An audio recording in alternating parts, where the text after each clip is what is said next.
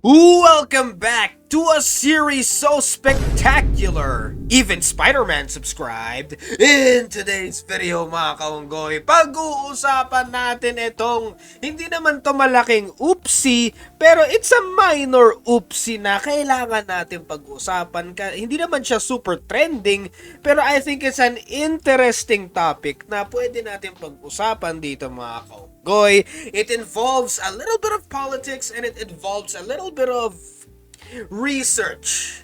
Google, ChatGPT. What do I mean by that? Kasi yung mga nabasa ko at narinig ko, napapaisip ako, pwede ka naman mag-Google or pwede ka naman mag-ChatGPT para makita mo yung mga yung mga shit, no? Like, why would you say something like that?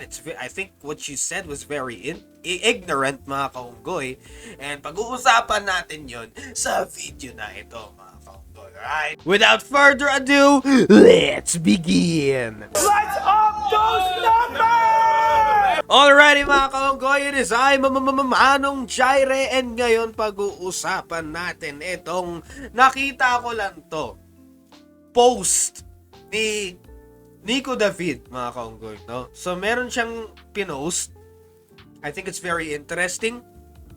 Sabi niya po dito, sa isang podcast clip, makikita natin ang mga misleading remarks ni Josh On Point, isang social media influencer na may branding na alpha male, mga kaunggoy. Okay, so I don't see the problem with the alpha male branding, mga kaunggoy. If anything, I think yung alpha male na branding, yung mga tulad nila Bugoy na Koy-Koy, or yung mga tulad nila Ato, ito si Soy Sadaw, itong, ano pangalan na to, si Josh On Point, mga kaunggoy.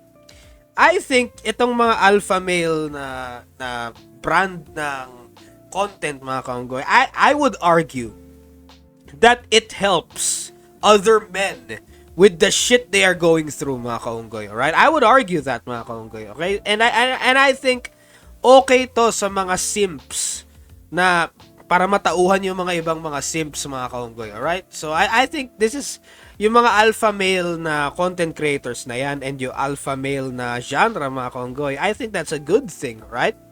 It helps the males, it helps the men, mga kaunggoy. Lalo na yung mga palambot-lambot na mga lalaki, mga kaunggoy, no? Yung mga hindi kayang tumayo sa mga sarili nilang mga paa, mga kaunggoy. I think that's a good thing, mga kaunggoy. I support the alpha male content. I support the alpha male branding content, mga kaunggoy. And to a point, no? Nag-a-agree ako sa mga sinasabi netong mga alpha male content creators na to. Etong mga tulad ni Bugoy na Koy-Koy, si Ato, si Soy Sadaw, at ito si Josh On Point. No, nag-a-agree ako sa karamihan ng mga opinion nila. Okay? Nag-a-agree ako sa kanila 101%. Although, this time, etong sinabi ni Josh On Point, mamaya, ihihimayin natin yung clip na nakita natin at nakita ni Nico David. Ihihimayin natin yon mamaya, mga kaunggoy. So, maghintay lang kayo. Pag-uusapan natin yun ngayon, mga kaunggoy. Okay, so, itong pinost ni Nico David, ito lang yung part na hindi ko masyado or hindi against ako sa pinost nito ni Josh On Point or sinabi ni Josh On Point sa isang tawag dito? Parang podcast, mga kaunggoy. I think dito dito magdi-disagree ako, mga kaunggoy. Okay? So, sabi ni Josh On Point, mamaya papanoorin natin yung video. Pero sabi ni Nico David na sinabi daw ni Josh On Point, he said Lenitards versus DDS. Ano pinaglalaban nitong mga Lenitards? Puro kabadingan, puro promiscuity. Actually, hindi naman. Hindi. I've seen some Lenny supporters, yung mga kakabinks, mga kaunggoy, alright? Medyo nagigets ko kung bakit ang iniisip niya ay yun yung pinaglalaban.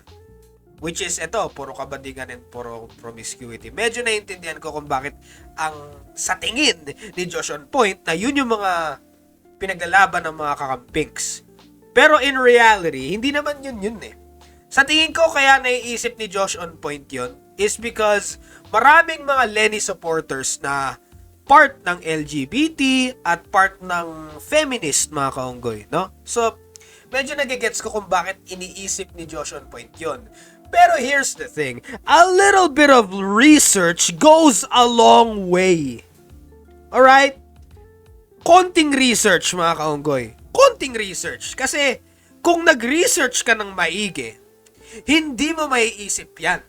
At hindi mo parang i-confirm na yan yung talagang pinaglalaban ng mga Lenny supporters, mga kaunggoy, kasi I think this is retarded. I think this is a retarded take, mga kaunggoy. I think this is a very ignorant and stupid take, mga kaunggoy, kasi hindi lahat ng mga Lenny supporters, hindi lahat ng mga kakampings ay puro kabadingan or puro promiscuity. No.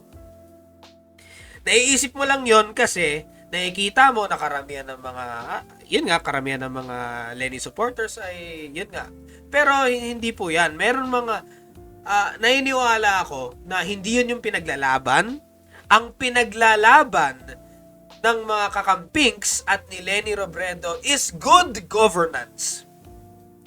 Good governance ang pinaglalaban ng Lenny supporters. No? Good governance ang pinaglalaban ng mga kakampings. That is why I think this right here is a retarded take, mga kaunggoy.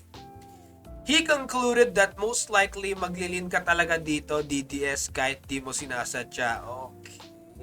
He then challenged the listeners, bigyan nyo kami ng magandang masculinity sa side nyo. Try nyo i-research. Good governance. Yan ang pinaka-manly na pwedeng gawin ng isang politiko. Rebat pa lang ni Nico David, tapos na. The entire shit that Josh on Point said is cooked. Madaling i-break down, mga kaunggoy. Madaling i-rebat. No? So I don't know what the fuck was Josh on Point thinking when he was saying this. Or maybe sinasadya niya ito para mang-rage bait. Pero here's the thing, mga kaunggoy. Akala ko pa naman, matalino si Josh Point. Si Josh on Point. Sa mga sinasabi niya about sa relationships, sa buhay, mga kaunggoy. Akala ko talaga na matalino siya. Pero this part, etong part na to, I would have to say hindi siya matalino sa part na to eh. No? Because if he was, hindi niya ilalahat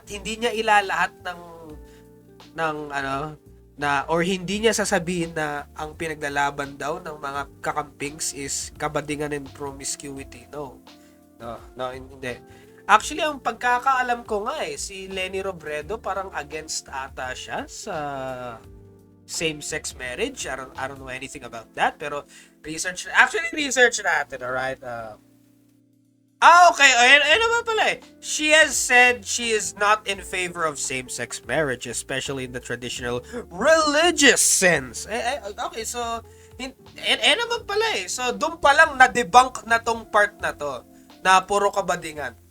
Good governance yan ang pinakamanli na pwedeng gawin ng isang politiko. Yung may prinsipyo, may integridad at kayang magsilbi ng maayos sa tao. Naalala nyo yung campaign nila noong 2022, gobyernong tapat, angat buhay lahat. Yes, naalala ko yon. And naalala ko, meron ako mga content noon, mga videos noon, nung 2022, nung election time. No? Alam nyo, eto yun, no? Yan, yung mga videos ko na yan. Alam nyo yan, mga kaunggoy, no? So, you know where I stand when it comes to these politics shit, mga kaunggoy, no? Alam nyo yan. Hindi porket nag-a-agree ako or nag-agree ako 101% sa mga alpha male ay ibig sabihin na, oh, DDS ka Manong Jaire kasi ganito, ganyan, blah, blah, blah. Sinusuportahan mo yung mga alpha male. No. Eto, kita nyo po mga kaunggoy, where I stand. Okay? So, I think that's I just wanna leave that out there. Kayo na bahala dyan to form your own shit. Hindi yun tungkol sa pagiging macho, hindi yun tungkol sa panlalait. Tungkol yun sa accountability, transparency, and at serbisyo. Yung Soji Bill, isang part lang yan. Hindi yan yung buong platform. Sana makatulong, Josh. May Google ka naman, may ChatGPT ka naman. What a roast! What a roast by Nico David, mga kaunggoy. Dito pa lang tapos na. Tapos na. POV ng podcast nila, problema sa babae, answer mag-combat sports ka. Actually, parang wala naman akong problema dito sa part na to. No?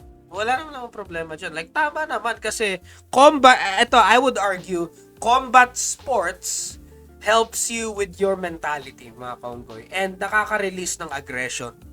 Alright? I would know that from experience, no? Lalo na nung nagiging agresibo ako noon, and then I took up combat sports. Parang nakakatulong talaga sa mental shit ko, mga kaunggoy. Problema sa personality, answer mag-combat sports ka. Actually, tama din naman, no? Mga batang mema lang. Well, Soy Sadao is doing fine lately. I hope he stick on that kind of perspective, talking about masculinity na halos pilit na pilit nila i-apply sa sarili nila. Sana pagsabihan niya din yung advice nila towards their fans i-apply ni Josh sa naiputan niya kapatid. Now, I don't know anything about that. Binasa ko lang yan. So, shinare ni Nico David. Itong part ng podcast nila. Now, I think mahaba tong podcast nila and parang kinat lang nila yung part na yan para And here I thought good governance ang pinaglalaban nila Lenny. Actually, yun naman good governance ang pinaglalaban nila Lenny. Alright? So, I don't know what the fuck these people are talking about. Okay, panoorin na natin yung video na shinare ni Nico David, mga kaunggoy. Alright? Let's see what sino to? Josh on Point? Anti-Supod Podcast. Okay, I like the title of the podcast and yeah, very interesting. Pero tinan natin. Alam nyo mga kaunggoy, sobrang busy natin sa araw-araw natin na dami natin pinagkagawa, trabaho, iba't iba pang mga bagay. So, syempre, napapagod din tayo. Kailangan natin magising. Paano ba natin gigisingin ang sarili natin? Syempre, kape. Kapeng barako. So, from the word barako, alam mo talagang malakas na kape po ito mga kaunggoy. No? Ito po ay ground coffee blend. Kapeng barako. Galing Batangas po ito mga kaunggoy. So, Batangas na kape. Nakalagay mga kaunggoy. No? Galing po ito sa mga Lush Coffee Farms of Batangas. Pure coffee beans po ito. Nakikita nyo naman. Close up po yan mga kaunggoy. Close up.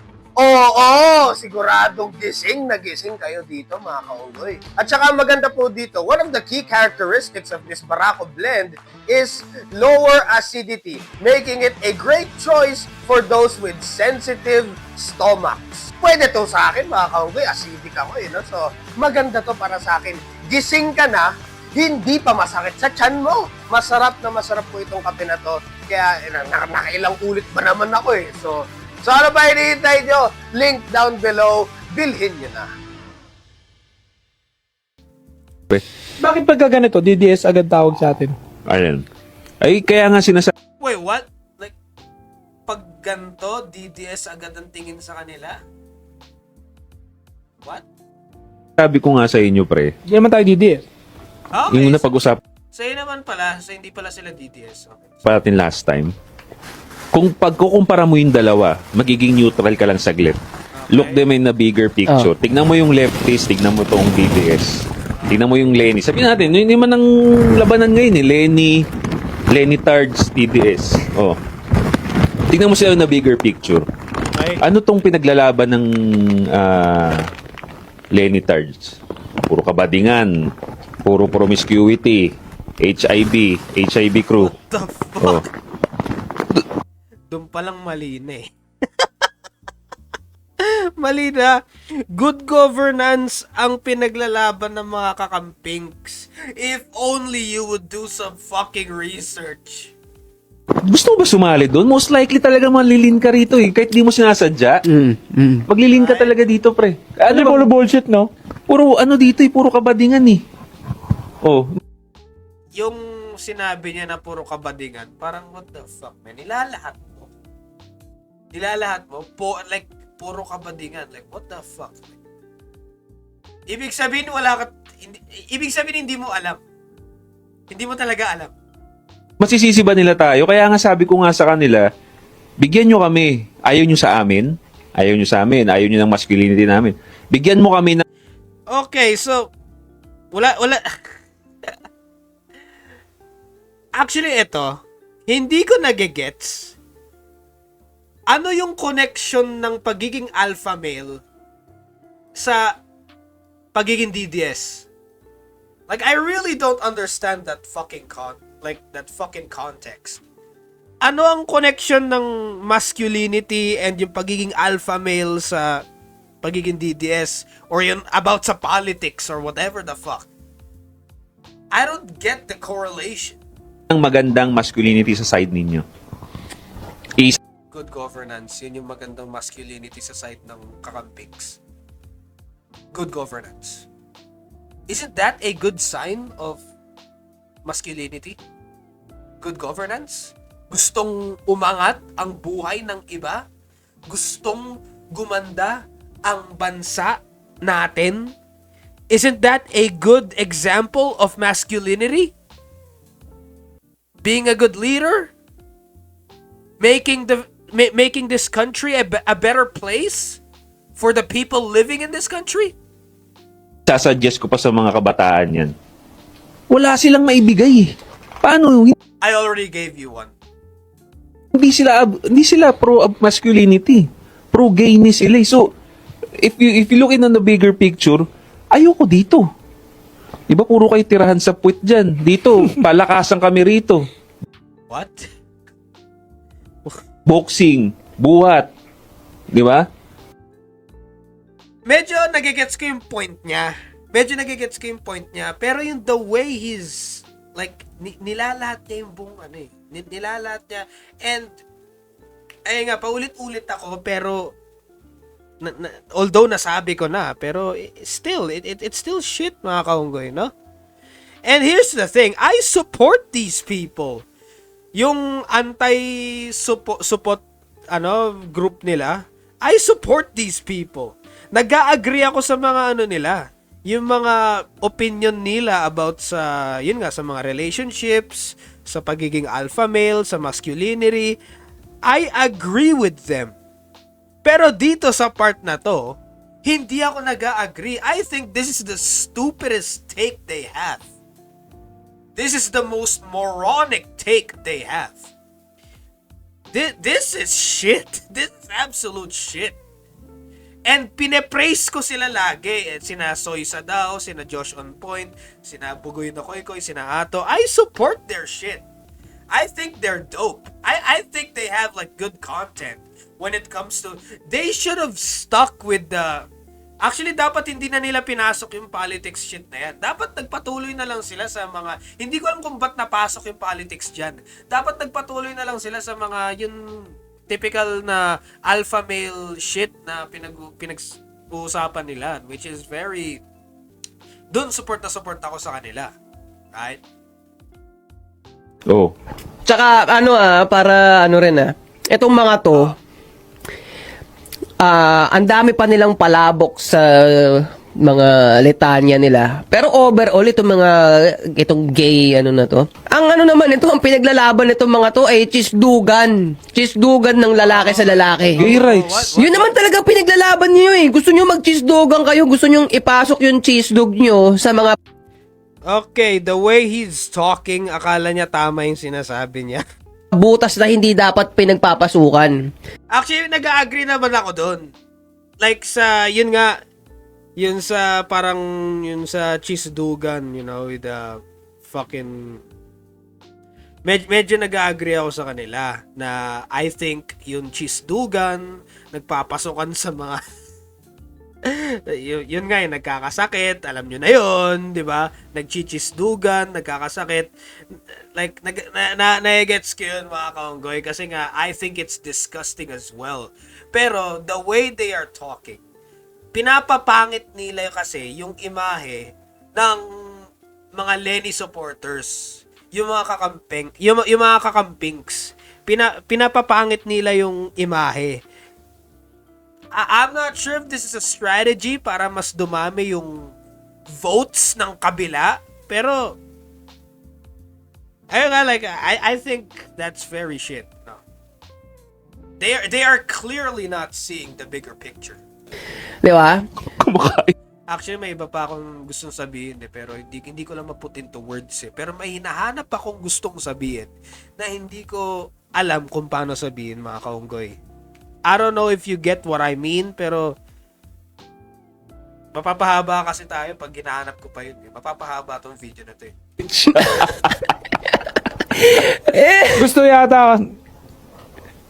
Gusto kasi yata na itong mga bading na to, pag pinasok nila yung cheese dog nila sa puwet, dapat papalakpak tayo.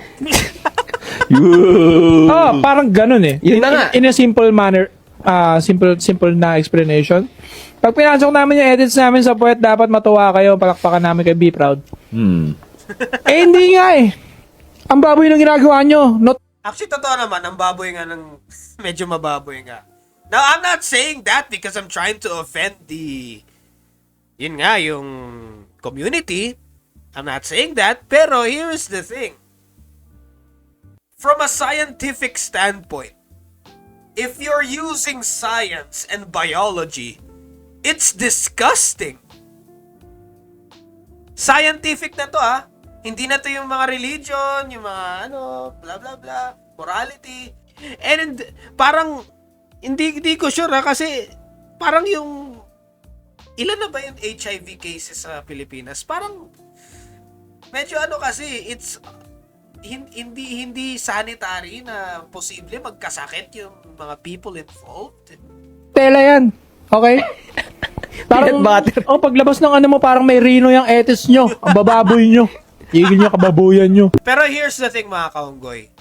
Hindi ako left-leaning or right-leaning, mga kaunggoy. Alam niyo kung ano ako? I am good governance leaning, mga kaunggoy. Bakit?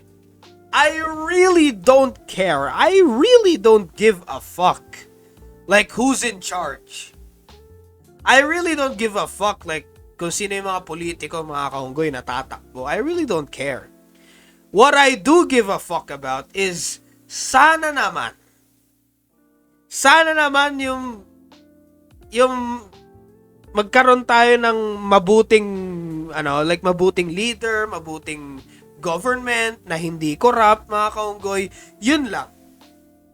Wala akong pake kung dilawan, pulahan, bluehan, grihan, ano pa ba mga kulay, putang ina, violet, wala akong pake. No, ang pake ko, basta kung sino yung less corrupt or kung sino yung hindi corrupt at magaling ang pamamalakad when it comes to politics and being a leader and leading a country, yun yung sasuportahan ko. Pero it just so happens na si Lenny Robredo, yung the best candidate when it comes to being alam mo yun, na sa tingin ko, na baka matulungan niya na maayos yung Pilipinas, no? When the election comes, mga kaunggoy, no?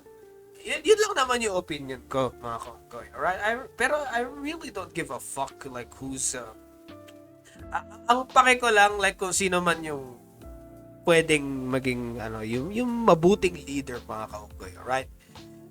Actually, ito sasabihin ko if left-leaning ako, edi lahat ng mga nasa left, susuportahan ko. Pero hindi Like, pili talaga. Actually, pili lang talaga yung mga politicians na sinusuportahan ko, mga kaunggoy. Kasi, ang hirap na kasi magtiwala sa mga politics na yung mga kaunggoy. Parang ang hirap na magtiwala, no? You don't know who's actually telling the truth or what, or talagang I don't know, man. I just want to point that out. Pero ayun nga, I would say na sana yung mga alpha male na content creators dun sa podcast na yon, just stick to the alpha male content, mga kaunggoy. No? Wala silang alam sa mga politics shit na yan. They don't know shit about kung ano pinagsasabi nila. So just stick to the alpha male and masculinity content, mga kaunggoy. No? So that was a stupid take, to be honest. That was a very, very stupid take.